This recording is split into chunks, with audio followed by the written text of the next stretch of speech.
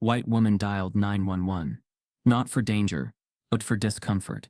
Big Shaq and his daughter were just sharing ice cream, but that didn't fit her version of safe. In seconds, love was labeled threat. Cameras rolled. The truth, it didn't scream. It shot, and when it surfaced, it wasn't Big Shaq the world feared. It was what the mirror revealed. Before we deep dive into this interesting story, subscribe to our channel, and tell us where are you watching from. Share in the comments below. The sun was leaning hard into the afternoon sky, pushing shadows flat against the pavement, heat dancing off the blacktop like it had a rhythm of its own. It was one of those perfect Saturdays, the kind where the air feels lighter, where there's no rush to get anywhere, and everything smells like grass and vanilla. In the heart of Oakwood Hills, a suburb just polished enough to gleam, but old enough to pretend it was humble, Shaquille O'Neal was doing something so ordinary, it should have gone unnoticed, buying his daughter an ice cream cone. They had parked at the corner of Maple and Silver Lane, near a small plaza with a yoga studio, a candle store, and an artisanal ice cream truck called World Joy. Mara had begged to stop after her basketball drills that morning. She had her mother's cheekbones, and her father's stance, shoulders squared, head up, already taller than most of her classmates. Shaq towered beside her, dressed in a loose t-shirt and gym shorts, his presence quiet but unmistakable. Not because he was Shaquille O'Neal, the celebrity, but because he was Big Shaq, the dad who showed up even when nobody asked. They were laughing about something. Probably Mara's joke about her crossover move being so good. She nearly crossed herself up when she dripped a glob of strawberry swirl down her forearm. Shaq reached over with one of those gentle, massive hands and wiped it clean with a napkin. The moment was small, intimate, human. That's when Claire Whitmore saw them.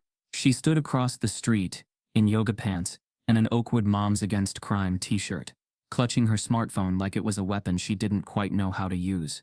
Her face, buried in practiced concern, twisted as she watched the pair. She saw something different. Not a father loving his child, but a large black man towering near a group of children, laughing loud enough to echo. She didn't pause, didn't blink. She called the police.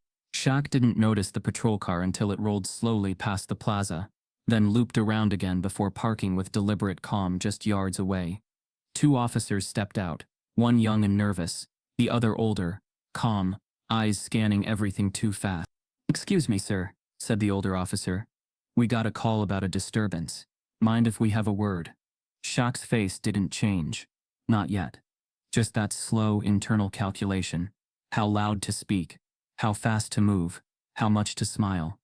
Mara froze, her ice cream melting into her palm. The younger officer eyed Shaq's size instinctively, his hand brushing his belt, not drawing anything, but thinking about it. Shaq lowered his voice. "Just grabbing a cone with my daughter. You want a receipt? We're regulars here." The tension coiled like a pulled muscle. People nearby stopped walking. A couple leaned out of a Tesla. Someone started filming with their phone, already angling for TikTok. The older officer nodded. "Mind showing ID?" Shaq didn't argue. He moved slow, intentionally slow. His wallet came out. License offered. He smiled. The way you smile when you're asking someone not to shoot without begging. Mara stood beside him, shoulders drawn up like she'd stepped into cold water. A second scoop of vanilla dropped to the sidewalk. Nobody laughed this time. Claire stood farther back, her arms crossed, her phone still clutched tight. She was whispering to someone, maybe giving a statement, maybe just watching it unfold like bad reality TV. Shaq handed the officer the ice cream receipt too. Stained and crinkled, but time-stamped. The older cop studied it. There was nothing here. No crime, no theft, no disorder. Just sprinkles and sweat, and a man trying to be invisible. "You're free to go," the officer said, handing back the paper. But he didn't say sorry, didn't say mistake. Shaq just nodded. "Appreciate it." They turned back toward the SUV in silence. Mara opened the door but didn't get in. "They thought you were gonna hurt someone," she said softly, more confused than afraid. "They really thought that." Shaq paused, then looked around. The bystanders were dispersing, murmuring. A man in a baseball cap muttered something about overreacting to no one in particular. The camera phone stayed out a moment longer before fading into pockets. Back at home, they tried to move past it. Shaq didn't want to give the moment weight, not in front of Mira.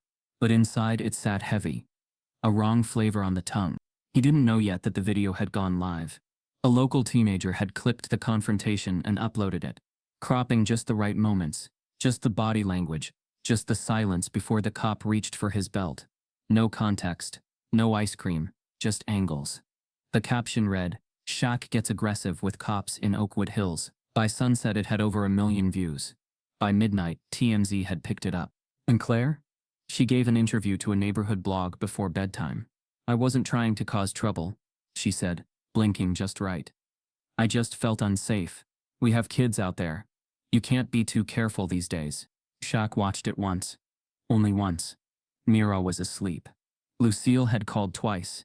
He turned off the TV and sat alone for a long time. He wasn't angry. He was something else. Something colder. Something that made the air feel thinner even in his own house. All they wanted was ice cream. That was it. That was the whole story. But somehow, that wasn't the story the world was going to tell. The storm didn't rumble. It buzzed. It chirped. It chimed from devices left on nightstands, flashed across group chats, bled into timelines before breakfast. It wasn't a hurricane. It was something colder, meaner, digital. By the time Shaq stepped into the living room that morning, phone in hand and coffee untouched, the first dozen texts were already stacked beneath the headline that would hang over him like smog for days. Shaquille O'Neal accused in neighborhood incident with minor. The clip was 32 seconds long. It started with Shaq's body blocking the frame, the angle low and skewed, making him appear larger, looming. The voiceover added by the user who posted it was sharp and misleading. "This just happened in Oakwood Hills. Looks like Shaq got real aggressive with the cops when they showed up. Not a good look." They cut the part where he handed over the receipt. They cut the moment Mira dropped her cone. They cut the part where Shaq de-escalated the entire thing, with patience carved from years of experience. In its place was a silent reel of towering black presence, met by cautious white authority, and enough ambiguity to invite outrage from every digital direction. By mid-morning, Shaq incident was trending on Twitter, and it wasn't just random trolls fueling the fire. Blue-check pundits latched onto the clip for clicks. Conservative voices turned it into a morality tale. Even celebrities think they're above the law. Liberal voices, without context, assumed guilt and called for accountability. The middle, as always, stayed quiet, uncomfortable. Then came the headlines. Not from gossip sites, but from the platforms that pretended to care about facts. Shaquille O'Neal questioned by police in child-related incident. Aggressive encounter between ex-NBA star and authorities sparks concern. And beneath the noise, buried deep in subreddits and Discord channels, was Mira's name. Her school photo, her Instagram, then her phone number. It happened fast. Faster than even Shaq's team could react. Doxed by a wave of coordinated cruelty. Mira's DMs flooded with filth. Racial slurs, threats, jokes about her dangerous father. A 15-year-old girl became a lightning rod because someone decided her laugh looked suspicious. She locked herself in her room, sobbing into her pillow, her voice hoarse with a kind of fury no teenager should ever know. Shaq stood outside her door, fists balled, not in anger, but helplessness. He had been 7'1" his whole life, dominant on the court, respected in the locker room, revered in business. But now, with his daughter behind a door she didn't want to open, he felt smaller than he ever had. "I don't want to go back to school," she finally said through the wood. "They think you're a monster, and I'm your sidekick." The sentence gutted him. Shaq didn't cry. At least not where anyone could see. But that night, long after Lucille called for the third time and the kitchen light buzzed against silence, he stared at the video again, watched the pixels twist the truth into something sharp. He didn't see himself. He saw the version the world had chosen to believe. Clare Whitmore didn't disappear. In fact, she made herself very available. Within 24 hours, she was on camera, leaning into the title the media had gift-wrapped for her. Concerned mother. She stood on her perfectly manicured front porch, hair pulled back, voice just shaky enough. "I'm not trying to villainize anyone," she told the reporter. "But you have to understand, I was scared. I saw a large man being loud, and with children nearby, I panicked. I did what any mother would." The camera didn't cut away from her face. It lingered on her tears like they were sacred. No one questioned why she was recording them before the police even arrived. No one asked why she hadn't walked up to see if something was wrong. She had called the police without cause, and now she was being thanked for her bravery. Shaq's PR team called him 3 times that day, urging him to post something, say something, control the narrative. He said no, not yet. He wasn't ready. Because this wasn't about him, not really. It was about what the world did to his daughter, about the idea that his love for her could ever be misinterpreted as threat. His silence wasn't weakness. It was strategy. It was a storm gathering weight. Meanwhile, the damage was quietly mounting.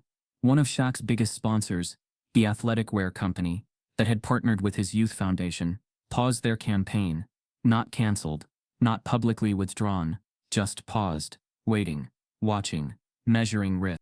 A charity gala Shaq was scheduled to headline suddenly shifted tone.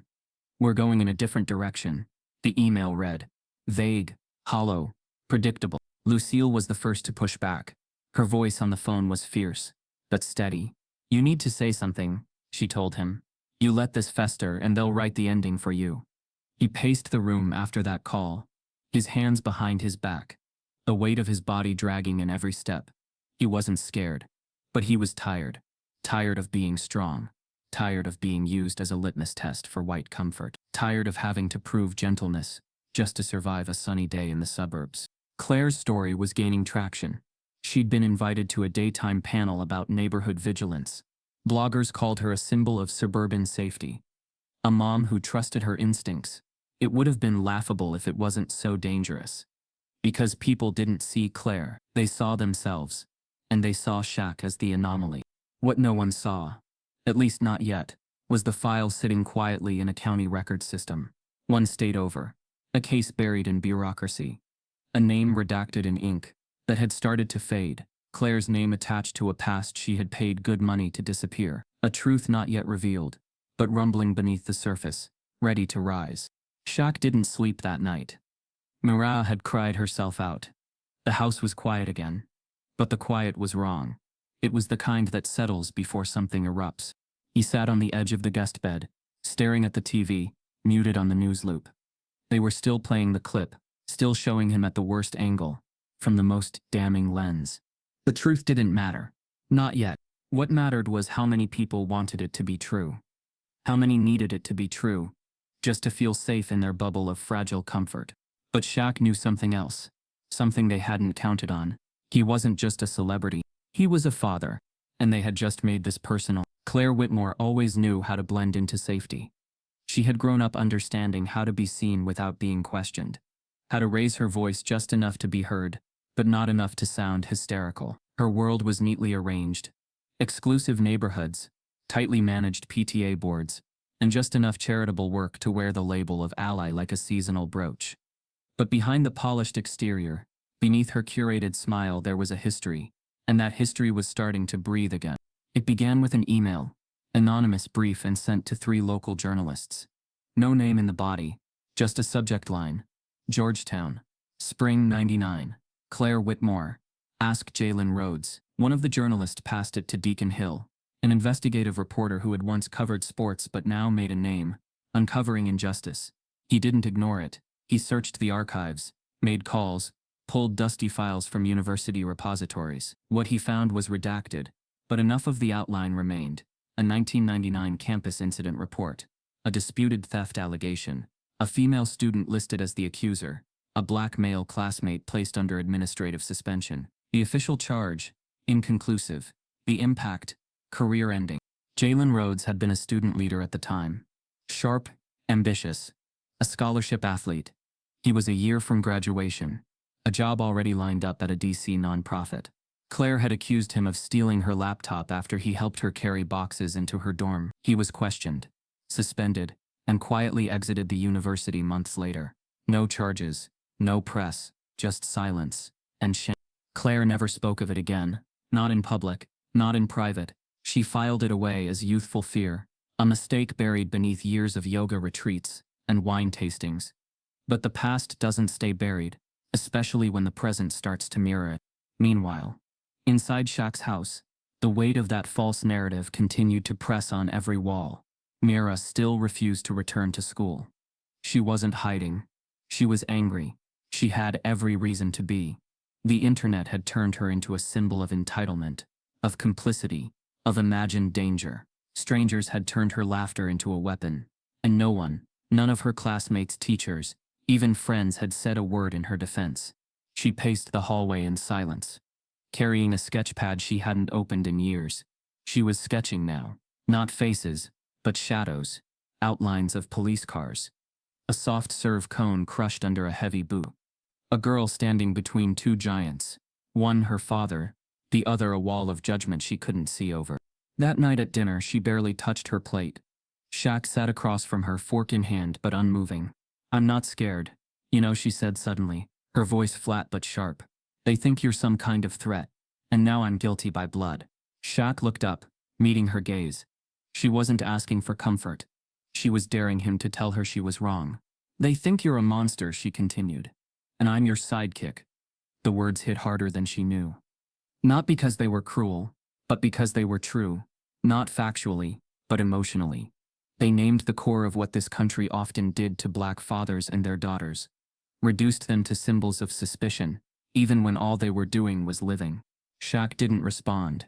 He knew what silence could say, and he also knew that sometimes, the truth needed space to land before anyone could speak it out loud. Lucille arrived the next morning, her purse swinging with purpose. She didn't wait for pleasantries. She sat beside her granddaughter, placed a gentle hand on Mara's knee, then turned to her son with eyes sharpened by decades of restraint. "You've carried this family with grace," she said. "But this isn't just about grace anymore. It's about the lie they're trying to make permanent. And your silence is letting them do it." Shaq leaned against the counter, arms folded. "She's a kid," he said. "I can take the fire, but I'm not letting them turn her into fuel."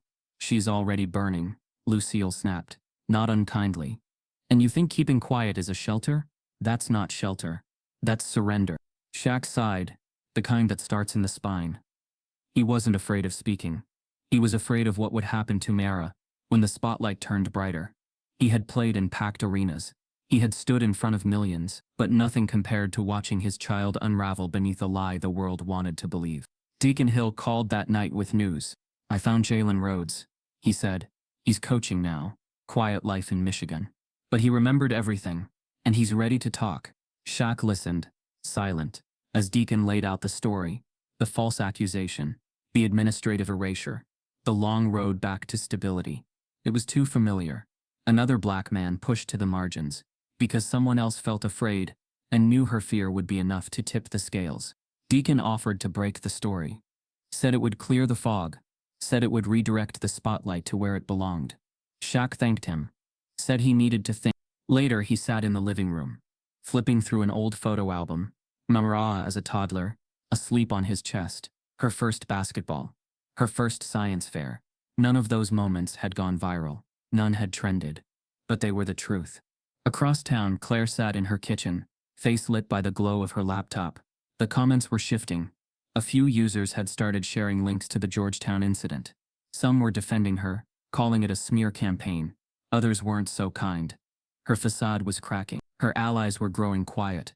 And for the first time since the call to police, Claire felt something new. Not fear, but exposure. She stared at her reflection in the glass of the darkened window, studying herself, not the curated version, but the raw one. The one that had been 20 years old and lied to campus police because she didn't want to admit she forgot her laptop in someone else's dorm room. The one who had been believed without evidence, who had never apologized. Her husband entered the kitchen, phone in hand. "People are asking questions," he said. "You need to say something." Claire nodded slowly. "I don't know what to say. That you were scared." "But I wasn't," she whispered. "Not really." He didn't respond. Just walked away. Back at the O'Neill home, Shaq stood outside Mara's door again. He knocked once. She let him in.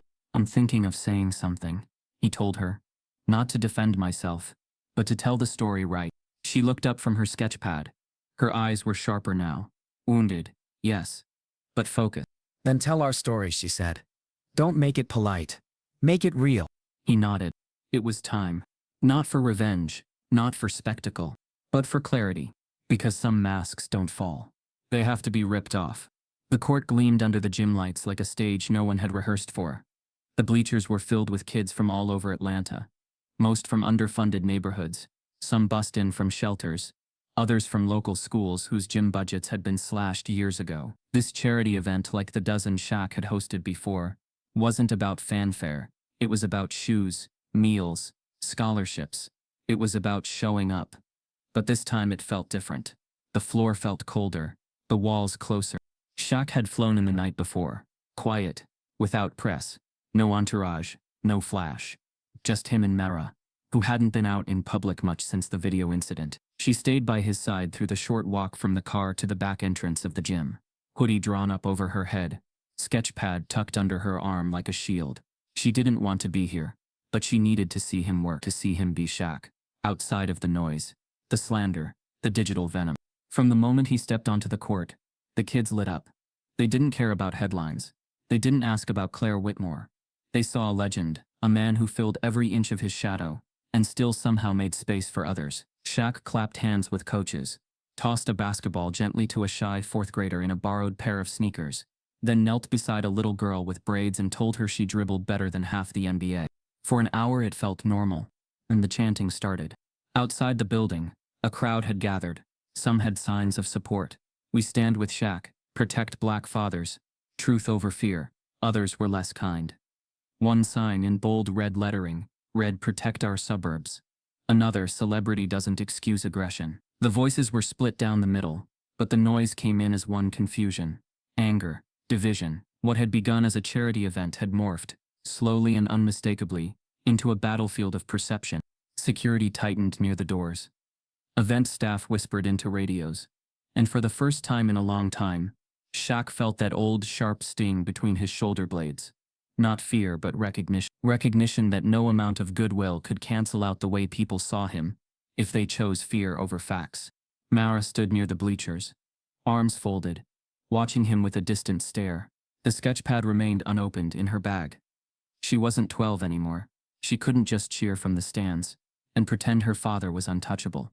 He wasn't seeing that, really seeing it, tore at her like nothing else. After the third quarter of the exhibition game, Shaq stepped away for water. He leaned against the scorer's table, towel over his neck, catching his breath, not from exertion, but from the weight of it all. His mind drifted, not to the headlines, but further back, all the way to Newark. He was 9 again, knees scraped raw from a fight on the playground. Not one he started, but one he had to finish because another kid, smaller, got called a slur. Shaq hadn't thrown a punch. He didn't have to. He just stepped between them. The bully backed off, but the teachers still pulled him aside, told him to calm down, that he looked threatening, that he had to be careful, because he was already a big boy. He remembered the way that phrase landed, like a warning disguised as advice. A preemptive sentence. It was then that he first realized he had to be softer just to be seen as safe. That his size was a liability. That his calm had to be louder than everyone else's anger. That his smile had to come first, or suspicion would arrive before his words ever did. The memory faded as a volunteer touched his arm, pulling him back into the gym. "There's media outside," she said softly. "They weren't invited." Shaq nodded. Of course they weren't. But of course they came. He returned to the court, where the kids were running drills, laughing, chasing loose balls. He clapped, high-fived, knelt down and tied a sneaker lace that had come undone. He was trying to stay grounded, but his eyes kept drifting toward the doors, toward Miara. She was watching him, not with admiration, not anymore, with worry, not for herself, but for him. After the final buzzer, the crowd applauded. A few kids hugged him. One slipped a crumpled thank you card into his hand, which he pocketed without reading, because he could feel the weight in his chest thickening. As he walked toward the back exit with Moara, a reporter slipped past security, holding up a mic. "Shaq, do you think it was appropriate to be here today given the allegations surrounding your incident in Oakwood Hills?" He didn't stop walking, didn't glance sideways. But Miara did. Her hand clenched into a fist, not to swing, not even to raise, just to hold on to something. Back in the car, she finally broke her silence. "You gave them everything in there," she said, "and they still came to take more."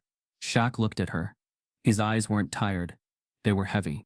"That's the game, baby," he said. "The real one." She shook her head. "That's not a game. That's a test you can't pass." He didn't respond, because she was right.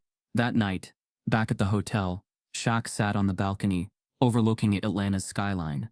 The city shimmered, restless. Below, somewhere near the street level, protesters still roamed, He could hear them faintly, a blend of cheers, chants, car horns, America speaking in many voices, and no consensus. He opened the thank you card finally, inside written in shaky handwriting. Dear Mr. Shaq, Thank you for coming. I want to be tall like you one day. But I hope people don't get scared of me. My mom says that's something that happens sometimes. She told me to keep smiling. I do. But I'm scared too sometimes. Jason, aged. Shaq folded the card and rested his hands on his knees. The boy's words rang louder than any protest, sharper than any headline, clearer than any lie. Mira joined him after a while, sketchpad in hand. She didn't speak, just sat beside him and began to draw. He didn't look. He didn't have to. He already knew what she was sketching. A court, not one with referees, one with truth. Lucille O'Neill had never chased the spotlight. She was a woman of strength in the shadows, a mother who built her family on backbones and boundaries. She didn't need applause. She didn't fear confrontation. But she also knew the difference between noise and truth, and when the noise around her son became unbearable, when it began distorting the image of the boy she raised into a caricature for strangers to dissect, she decided the truth had to speak, and she knew it had to come from her. So she sat at her kitchen table one evening, in silence, with only the ticking wall clock and the distant hum of the refrigerator as company. No TV, no social media feed, just her and the blank page, which she filled with the same clarity she used to give her children when they stepped out into a world built to fear them. The letter she wrote was not a press release. It was not vetted by PR teams or filtered through spin doctors. It was unpolished, raw, lyrical in its rage, and heavy with a mother's wounded grace. The subject line was simple: to the woman who feared my son. She sent it to a local community blog first. By morning it had spread like gospel. You called the police on love. The letter began. You saw height and missed heart. You saw a father with his daughter and saw only threat. That says more about your world than it does about mine. Lucille didn't accuse. She illuminated. Her words weren't about Shaq's fame.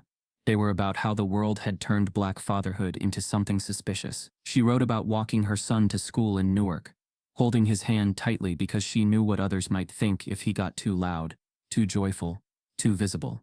You don't know what it means to raise a child who must learn to shrink to survive, who must make himself smaller just to be allowed to grow. She wrote about Miara, about how her granddaughter laughed freely until one false accusation made her a symbol of arrogance, instead of innocence. She's just a girl. She likes ice cream and sketchbooks. But now she knows what it means to be hated by strangers who've never seen her smile. The letter was passed from inbox to inbox, reposted on Instagram with highlighted quotes, stitched into TikToks by teachers, pastors, even teenagers who had followed the story and now saw it through a different lens. Cable news picked it up late that afternoon, reading select excerpts with solemnity, pretending not to be moved even as their voices dipped into reverence. Clare Whitmore read the letter too. Alone, in the dim glow of her study, surrounded by porcelain trophies and curated family photos, she didn't cry, not immediately. She read each line twice, sometimes 3 times. The words didn't accuse her directly, but they wrapped around her carefully constructed image like rope tightening against lies. Clare had been quiet since the protest, since her second media appearance, where her voice cracked not from sincerity, but from the pressure of public doubt. Her neighbors had grown colder. One family pulled out of the weekly garden club. A few of the parents at her son's school had stopped replying to her messages. The mask of concerned mother was slipping, and Lucille's letter had only hastened the fall. But what truly shattered the silence wasn't the letter. It was the leak. An anonymous tip to a freelance journalist revealed a sealed juvenile record from 7 years prior. Claire's teenage son Bryce Whitmore had been accused of a racially motivated assault at a house party in Charleston. The report had been quietly handled. The victim, a black classmate, had suffered a concussion and a broken wrist, but charges were never filed. Witnesses were pressured. Lawyers were paid. The case disappeared into sealed documents (NDA). Until now. The leaked document wasn't fully legible. Redactions covered names, addresses, and school details. But the context was clear enough. Bryce had been protected. Clare had known, and she had continued to weaponize fear without once acknowledging the truth in her own home. The internet turned quickly. What was once a narrative about Shaq's aggression shifted into a broader conversation about white women using the justice system as a personal security button. and how often that button crushed the wrong people. Claire's silence grew more deafening. Her lawyer issued a brief statement, denying any wrongdoing and questioning the authenticity of the leaked document. But it was too late. The internet, once a flame at her back, had turned into wildfire at her doorstep. Shaq didn't gloat. He didn't post. He didn't retweet the flood of support, now rolling in. He simply read his mother's letter in full, alone in his study, with Mira sitting beside him, quietly tracing her fingers across the inked words printed from a web page. "She's something," Mira said softly. "She always has been."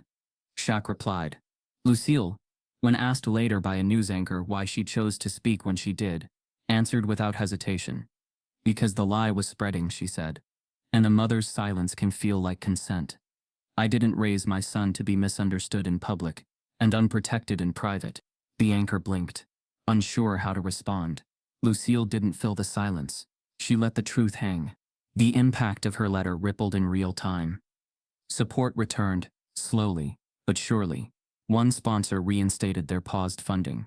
A major sports figure reposted the letter with the caption, "This is the America we need to hear." Local communities who had once hesitated to speak began holding forums about bias, about fear, about what it meant to actually live next door to people you didn't fully understand. Shaq's foundation saw a surge in donations that week, not from corporations, but from individuals. Notes attached to small contributions read things like, "For Miara. She deserves to laugh again, and because my son looks like yours, and I'm tired of being afraid." Claire remained silent.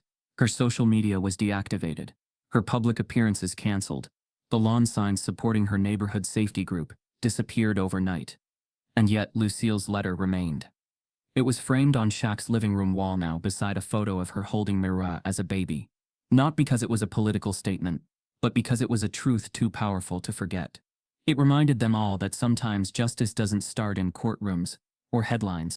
Sometimes it begins at a kitchen table, with a pen, a heavy heart, and a mother who refuses to let lies raise her children. Truth doesn't announce itself. It seeps in, slow and stubborn, like water through concrete, quiet at first, then impossible to stop. In the days following Lucille's letter and the leak of Bryce Whitmore's sealed assault record, the surface of Claire's story began to erode. The carefully curated image she'd built over years, suburban guardian, gentle mother, rational neighbor, was starting to fracture. But it wasn't only the past that was doing the damage. It was what was still hiding underneath. Deacon Hill had a gut for rot. The kind of reporter who didn't chase trending hashtags or viral bait. He hunted systems, patterns, the bones of a story. And something about Claire's righteousness had felt too polished, too pristine. He wasn't interested in redemption arcs or cancel culture. He wanted the context no one else was asking for. And so with a growing file in his lap, and a trail of digital fingerprints at his back, he began digging deeper into Claire's affiliation. What he found wasn't criminal, but it was corrosive. Claire wasn't just an overzealous suburban mom with a history of racial bias. She was an active contributor, and advisory board member for Secure Streets Now, a right-wing neighborhood watch coalition that had been quietly growing in white suburbs for over a decade. Their platform was loaded with buzzwords: family values, community vigilance, neighborhood sovereignty. But between the lines were policies built on exclusion, not protection. The group encouraged surveillance of non-residents, supported local ordinances, limiting foot traffic, and promoted private databases of so-called suspicious activity, most of it racially coded. Claire's role wasn't passive. She'd hosted seminars, authored blog posts, and even lobbied city council members to increase neighborhood patrols.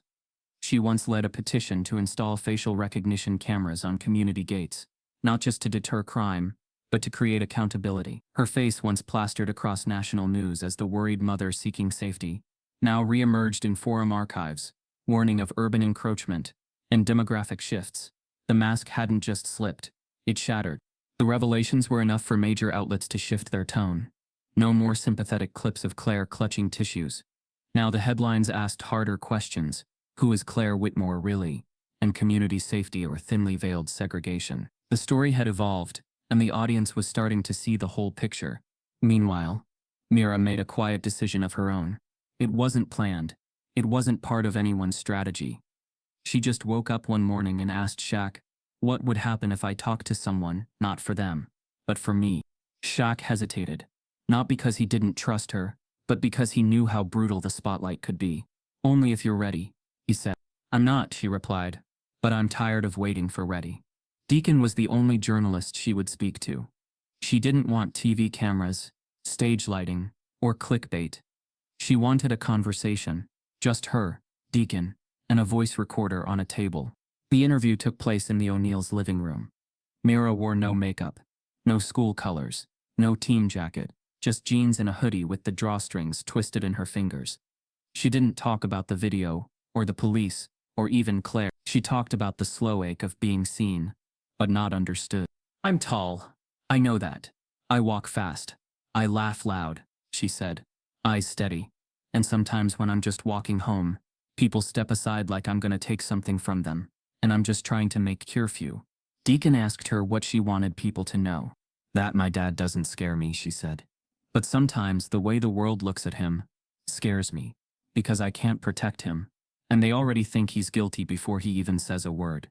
The audio clip was uploaded the next morning. It didn't explode. It simmered, passed from phone to phone, captioned simply, Shaq's daughter speaks for every kid who's ever been misjudged. It was clipped and stitched, but never distorted. Her words hit harder than the pundits or protests. Shaq's sponsors remained largely silent. A few reached out privately, saying they were closely monitoring public sentiment. Translation: we're waiting to see if this costs us anything.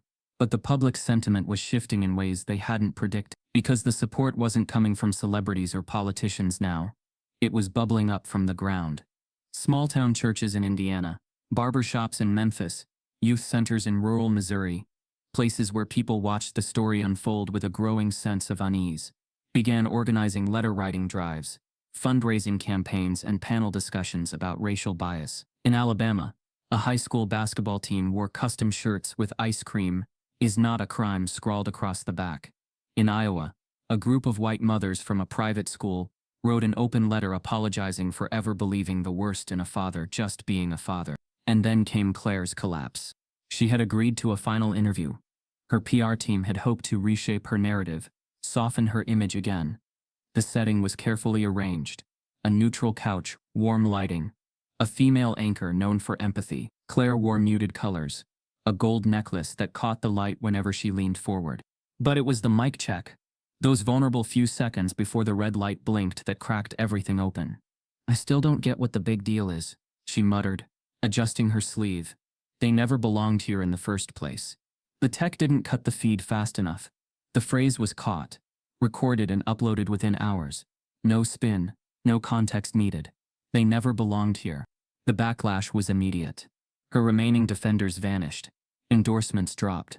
The school board she served on released a formal statement disavowing her. Even Secure Streets now scrubbed her from their website, releasing a perfunctory post. Claire Whitmore's views do not reflect our organization's evolving values. Shaq read the quote twice, chuckling without humor. Evolving, he muttered. Nice word for busted. Mira didn't gloat. She didn't even smile. She just said, I guess the mask came off. And yet beneath the quiet victory, Shaq felt something more complicated. Relief, yes. But also a deep exhaustion, not just from the emotional marathon, but from the realization that it had taken this much: a viral smear, a mother's open letter, a leaked juvenile crime, and a daughter's broken voice, for the world to stop assuming he was the problem. The foundation hadn't crumbled, but it had cracked, and in those cracks, something real began to grow. Not vindication, Not vengeance. but truth. And truth, once planted, has a way of spreading. It was billed as a community dialogue, a healing initiative, according to the city's website. Neutral ground, no shouting, no viral cameras, just 2 chairs, a porch, and a conversation between 2 parents whose lives had collided in the ugliest of ways. But everyone knew what it really was. It wasn't healing they wanted, it was reckoning. The town hall wasn't held in a courtroom or council chamber. It took place on the wraparound porch of the Oakwood Hills Community Center, a building with white columns and perfectly trimmed hedges, the kind of place designed to feel comforting. Artificially so. The event wasn't open to the public, but it was broadcast live on the city's local access channel and streamed online with moderated comments. No audience in the chairs, just Shaq and Claire, sitting 6 feet apart with silence hanging between them thicker than the Georgia heat. Claire arrived first. She wore beige slacks, a pale blue blouse, and a face that flickered between steeled composure and carefully curated remorse. Her PR team had begged her not to attend. They said there was nothing to gain. But Claire insisted. She thought maybe, just maybe, if she showed up and looked wounded enough, the narrative might soften again. Shaq arrived quietly. No suit, just jeans, a dark button-up, and a watch he hadn't worn since Mamera was born. He didn't need a speech. He had no agenda. He just knew that this conversation, for better or worse, needed to happen. Not for the public, but for Mamera, because even though the damage had already been done, silence had a way of rotting deeper than noise. The moderator, a retired judge known for mediating civil disputes, opened with 2 sentences. "This isn't a debate, it's a conversation. Listen more than you speak." Then he stepped off the porch. Shaq waited. Claire cleared her throat, then spoke first. "I never meant for things to go this far," she said, voice trembling slightly. "I didn't know who you were. I just saw someone big, loud, and I panicked. I didn't mean harm." Shaq nodded once, slow, then looked at her, not with anger but with something heavier. "My daughter," he said, "was laughing. That's what you heard. That's what made you call the police." Claire blinked, caught off guard. She'd expected him to start with his name, his resume, his pain, not this, not her own fear served back to her like a mirror. "I thought," she began, but Shaq cut in, not sharply, but with finality. "You thought something bad was happening. You thought the sound of a teenage girl enjoying herself was a signal of danger because her skin didn't match yours. And because I was standing next to her, you thought she wasn't safe." Claire's lip trembled. "I didn't say any of that." "No," Shaq said, "but you felt it. That's worse."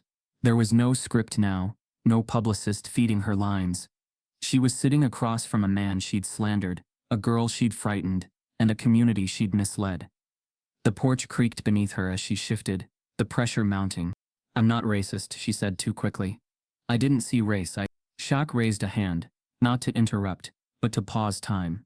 His voice stayed calm, but something behind it shifted, grew heavier. "That's the problem," he said. "You didn't see us. You saw a threat. Not a father, not a child. Just shapes you didn't trust." Claire's eyes welled. "I'm sorry. I was scared. I was just trying to keep the kids safe." He leaned forward slightly, elbows on his knees, his body quiet but solid.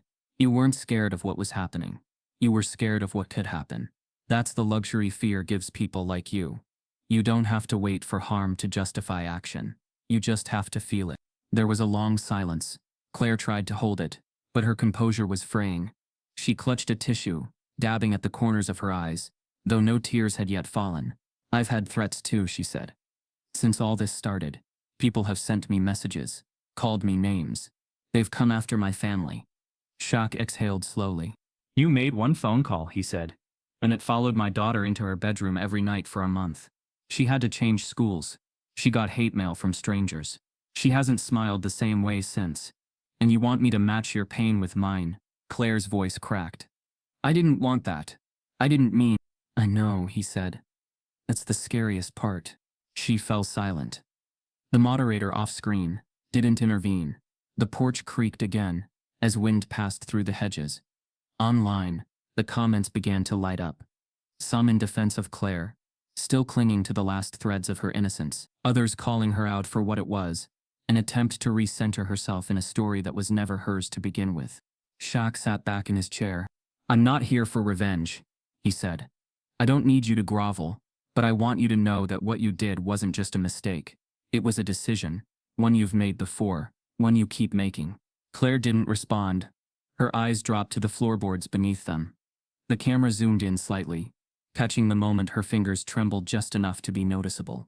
The mask had dropped, but the person beneath it still wasn't ready to be honest. "I'm not a bad person," she whispered. Shaq's gaze softened, but not in forgiveness. "Good people can still do bad things," he said, "but only if they admit them can they start being better." The rest of the broadcast unfolded in quiet waves. Claire offered vague apologies without clarity. Shaq responded with restraint but certainty. There were no outbursts, no dramatic conclusions. Just truth, held without violence. And that, more than anything, made it unforgettable. When the stream ended, the city labeled it a success. The mayor called it a courageous step toward healing, but for the people watching, the ones whose lives had long been shaped by silent prejudice and noisy justifications, it wasn't healing they saw, it was exposure. Claire walked off the porch first, alone. No one waited to guide her back to her car. No one clapped. No one handed her flowers. Shaq stood for a while longer, looking out toward the sidewalk where Mara had stood on that first afternoon, laughing, holding ice cream, existing. He turned and walked back inside. The porch stayed empty, but the silence it left behind, it was finally honest. The truth didn't come crashing in. It didn't arrive with a press conference or a dramatic headline. It slipped into the world like a crack in glass, barely noticed at first, until everything around it started to splinter. The leaked police report detailing Bryce Whitmore's sealed assault case had been simmering beneath the surface for days. People had speculated. Threads unraveled online, but when the full report hit the public record, authenticated by legal sources and verified through a judge's quiet order, there was no more denying it. Claire's son had assaulted a black student at a party 6 years ago. The injuries were severe, a broken wrist, facial bruises and lasting trauma, but no charges were ever filed. The case was sealed, scrubbed, and buried under legal jargon and community privilege. But now, with that report exposed, the past was no longer just a rumor. It was a living document of harm, protected only by wealth and silence. What made it worse was the timing. Within hours of the report's publication, Bryce was arrested, not for the original crime, but for violating the terms of the sealed agreement. He had been caught in a recent altercation, caught on surveillance outside a private school 2 counties away. The victim this time wasn't seriously injured, but the parole terms were clear: no contact with past victims, no unsupervised public confrontations. Claire's lawyers scrambled, issued blanket denials, but the damage was permanent. The boy she'd protected had become the man she swore he wasn't, and the world saw it now. Her community turned quickly. The neighbors who had once brought her pies, signed her petitions, and defended her on Facebook began crossing the street to avoid her. One pulled their child from a school fundraiser Clare was hosting. Another returned a casserole dish and didn't make eye contact. The PTA removed her from their board without ceremony. Yard signs in support of Claire's safety watch were taken down overnight. Her world, the one built on being perceived as good, was collapsing under the weight of truth. And yet not a single brick fell on Shaquille O'Neal's doorstep. He hadn't spoken publicly in days. He'd refused interviews, declined talk shows, even canceled a scheduled podcast appearance. But in the background, he was working, writing, reflecting, waiting. Because sometimes when everyone else is screaming, the loudest voice is the one that waits until the world goes quiet. Mara went back to school on a Monday. She wore no makeup. She didn't change her walk. She didn't hide. The security guards gave her a longer glance at the entrance, but not with suspicion, with recognition. Something had shifted. Inside, the hallways weren't hostile anymore. They buzzed with awkward respect. Locker doors opened slower. Whispers weren't cruel. They were cautious. And in her first period class, someone had taped a handmade sign to her desk. "We got your back." By lunch, 4 more had appeared in her locker. One read, "Your laugh scares people, because they wish they had it." A few students clapped when she walked into the cafeteria. Not a standing ovation. Not a spectacle. Just quiet applause. Slow and intentional. She nodded. Didn't smile. Not because she wasn't grateful, but because she wasn't here for a show. The real moment came in 4th period. History class. As she sat near the back, the teacher, Mr. Callahan, a white man in his late 50s, who rarely addressed anything outside the textbook, paused mid-lesson, set down his marker, and said, "I want to say something before we start." The room froze. "I used to be scared of your father," he said, eyes only on Miara, not because he did anything wrong, but because I've been taught to be scared of men who look like him, and I never questioned that, until now. Mara said nothing, just held his gaze. No forgiveness, no performance. "Thank you for coming back," he added, then turned back to the board. Outside the school walls, news stations circled the story like vultures, but the angle had changed. No longer was it Shaq caught in controversy. Now it was, O'Neal family stays silent as truth vindicates them. And finally, Shaq was ready to speak. Not about Claire, not about Bryce, not even about the police, but about what this whole thing had revealed. He scheduled a televised message. 1 camera, 1 chair, no fancy production. The network didn't even run commercials around it. They didn't need to. The ratings would come. He looked into the lens, face calm but full of weight. His voice didn't tremble. It didn't rise. It carried the kind of tone you use when you're not asking for attention, but attention shows up anyway. When I was growing up in Newark, he began, I learned two things very fast. One, that being big didn't mean I was powerful. And two, that being kind didn't mean people would feel safe around me. He paused, letting the weight settle. People say a lot of things about me now. That I'm a gentle giant. That I'm a role model. That I handled this situation with grace. But none of that would matter if the video had gone differently. If I had raised my voice. If I had moved too fast. If my daughter had cried instead of staying calm. His eyes tightened. I've been playing the game of perception my whole life. I've had to, and I taught my daughter how to play it too. But I hate that I had to. I hate that she knows what it means to be feared before being known. Then a pause. One hand pressed gently to his chest. Big men cry too. When their children are made small. He didn't mention Claire's name once. He didn't need to. The world knew. The world had watched. He closed with a simple thought, one not just for parents but for a country pretending to be post-racial. If we keep teaching people to fear what they don't understand, we're going to keep destroying what we can't replace. Families, childhoods, trust, all in the name of safety. But safety that only protects one kind of family isn't safety. It's power pretending to be principle. The video ended there. No outro. No dramatic fade.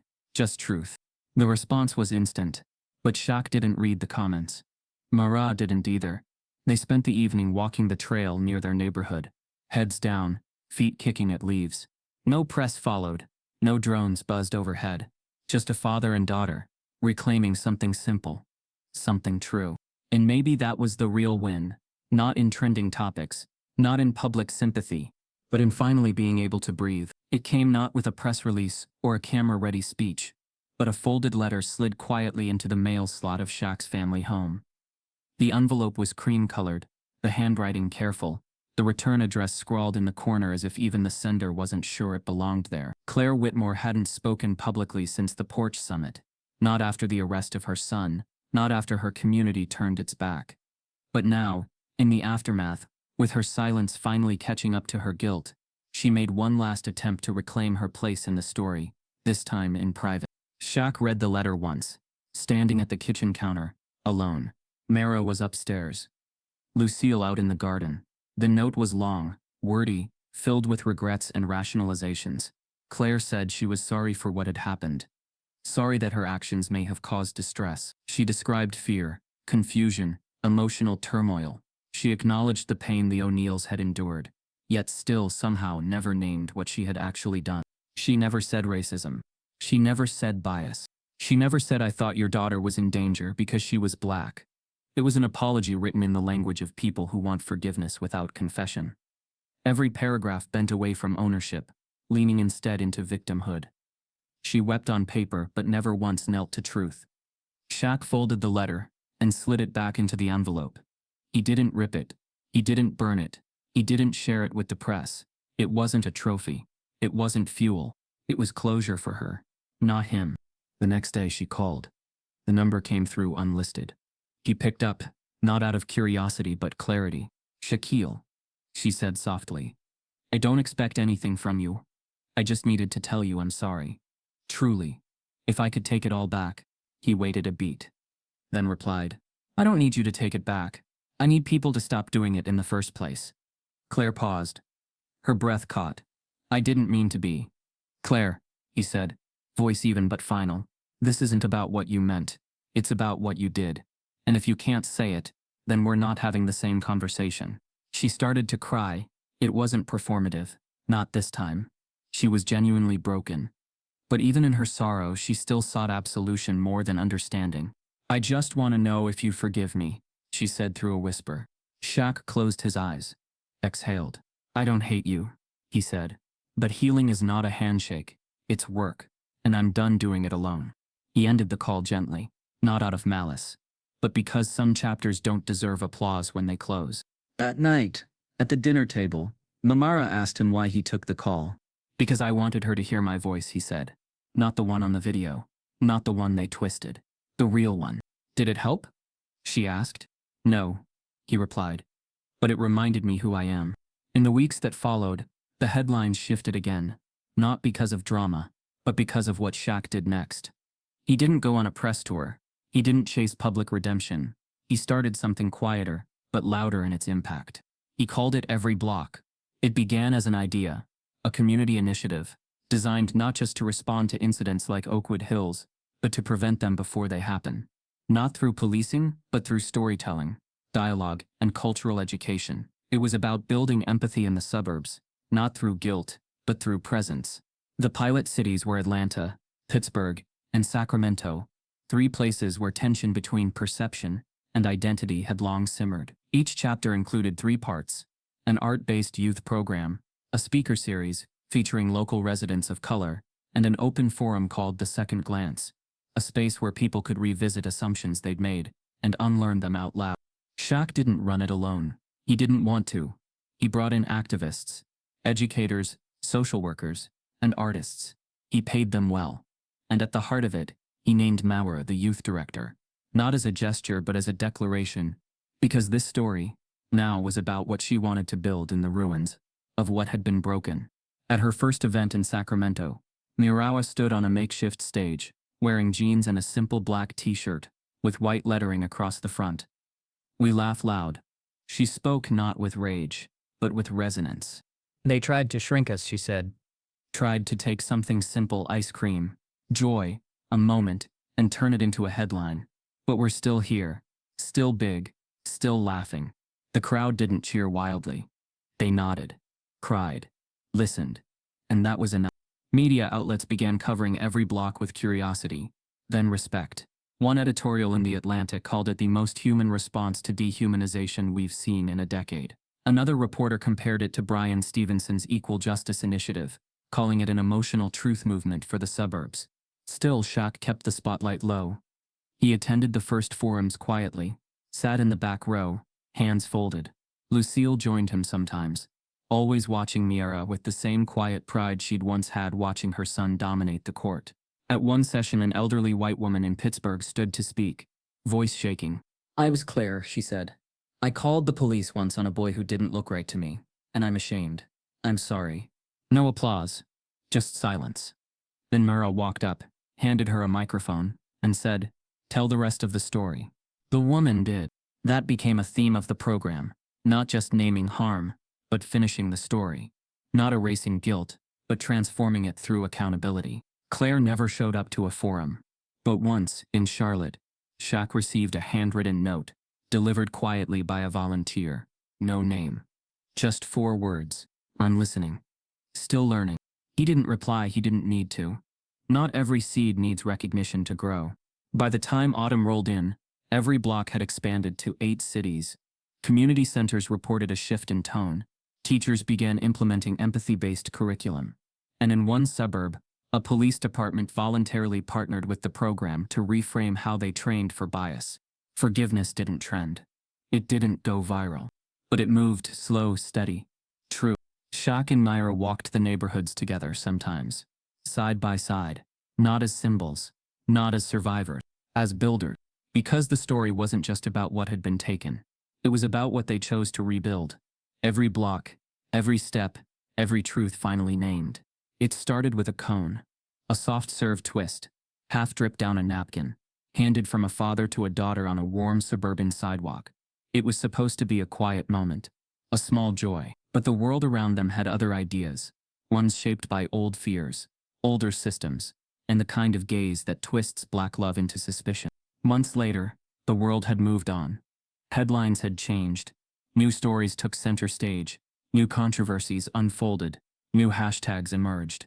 But in Oakwood Hills, something quieter had shifted.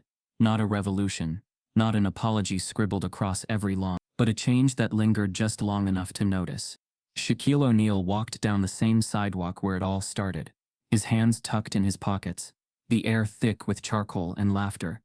A community barbecue was underway, on the cul-de-sac where Mamira had once been reduced to a silhouette in someone's fear-soaked narrative. Now folding tables stretched across driveways, loaded with hot dogs, potato salad, and aluminum pans filled with ribs. Kids ran barefoot across lawns. Music played low from a Bluetooth speaker. Frankie Beverly and May. Someone had written "Together Day" on poster board and duct taped it to a tree. Shaq hadn't asked to come. He'd been invited. By neighbors who once avoided eye contact. By families who once hid behind "we didn't know the full story." They didn't claim innocence anymore. They claimed responsibility. He nodded to a few familiar faces. Some smiled. Some hesitated. He didn't force anything. Forgiveness wasn't the goal of this walk. Presence was. On the far side of the lot, Mira sat on a cooler, sketching on the back of a flyer. Her braids were pulled up in a loose bun, her sneakers untied. A boy her age watched her draw, fascinated not by her name or her father, but by the story coming alive under her pen. She laughed at something he said, not a hesitant chuckle, not the guarded kind she'd practiced for weeks after the video. This was full and careless, the kind of laugh that bends a moment toward freedom. Shaq stood a few feet back, letting her have that space. He didn't interrupt, because this was what he had fought for. Not in courtrooms, not on talk shows, but in silence, in patience, in refusal to let pain become spectacle. He walked slowly toward the grill where a man in a blue apron flipped burgers and grinned nervously. "Big fella," the man called out. "Glad you came. Smells better than the All-Star Game locker room," Shaq said with a chuckle. A few folks laughed. A tension broke. "You hungry?" "I could eat," Shaq replied. He wasn't, but he took the plate anyway. As he stood near the folding table, someone asked quietly, "So, do you think it's over?" Shaq took a breath, the kind that comes from beneath years of restraint. "It's not about being over," he said. "It's about knowing what it really was." That was the part that kept getting lost. This wasn't just about a call to the cops. It wasn't even about Claire. It was about everything wrapped around that call, what made it possible, believable, even justifiable in some minds. It was about the deep soil of suspicion that black presence grows from in certain neighborhoods, the way certain voices tremble with entitlement when they see something they think doesn't fit. It wasn't about ice cream. It never was. It was about the system that let a frightened woman's perception outweigh a child's right to joy. It was about the algorithm that pushed a misleading video to millions, while truth crawled behind it. It was about how many times a black father had to perform softness to make his love for his child look palatable. And it was about the cage those lies had built. Not the kind with bars, but the kind with eyes, watching, judging, always deciding who belonged. Now walking among the people who had once watched him with uncertainty, Shaq didn't feel triumphant. He felt tired, but also steady. He'd carried that weight long enough to know how to distribute it. And now with Mara walking beside him more often, helping lead every block, telling her story on her terms, that weight didn't crush like it used to. Across the lawn, a group of teenage girls were organizing a neighborhood cleanup. One of them wore a shirt that read "Second Glance Club," a reference to Mara's Open Forum initiative. Another boy ran past yelling, "I'm Shaq," as he dunked a plastic basketball through a hula hoop. No one corrected him. No one cringed. Progress didn't look like speeches. It looked like this: ease, safety, no flinching. Later, Shaq sat in a lawn chair under a tree, finishing a plate of ribs when an older woman approached. Her silver hair was pulled into a bun, and her voice was soft but sure. "I used to hold my purse tighter when I saw men like you walk by," she said. No preamble, just confession. "Not because of who you were, because of what I was taught." Shaq looked up. He didn't speak. She continued, "But your daughter, she made me see something different. That fear isn't protection. It's poison." He nodded slowly. "Glad you see it now." She didn't ask for anything. She just sat next to him for a while. Sometimes, that was enough. When the sun began to dip, casting long shadows over the yards, Mara walked over and flopped into the chair beside him. She handed him her sketch. It was the barbecue, but drawn from behind, their backs facing the viewer. The neighborhood stretching before them. The lines weren't perfect. Some figures were just outlines. But in the middle, two figures stood out clearly. A father and daughter. "I like this one," he said. She grinned. Yeah, he said. "You make us look real." "We are," she replied. A siren wailed somewhere in the distance. Brief, faint. Neither of them turned their heads. Shaq watched her carefully, the way her shoulders didn't stiffen, the way she didn't reach for her phone, didn't scan the crowd. "You hear that?" he asked. "Yeah," she said. "But it's not for us." And she was right. Because that sound, once the trigger for instinctive fear, for shame, for having to prove they were safe, no longer held power here. Not in this moment. Not in this place they had rebuilt. Shaq looked at her, then back at the grill, the laughter, the chairs, the small talk and paper plates, and then he smiled. Not because everything was perfect, but because his daughter felt safe again, and in a world that tried so hard to strip that from her. That was the real win. If this story made you pause, made you see differently, don't let it end here. Start the harder conversations at your dinner tables, not just online. Notice who gets feared and who gets forgiven, and ask why. Because change doesn't start with a viral post. It starts with who you believe when no one's recording. Now ask yourself, what would you have seen that day on the sidewalk?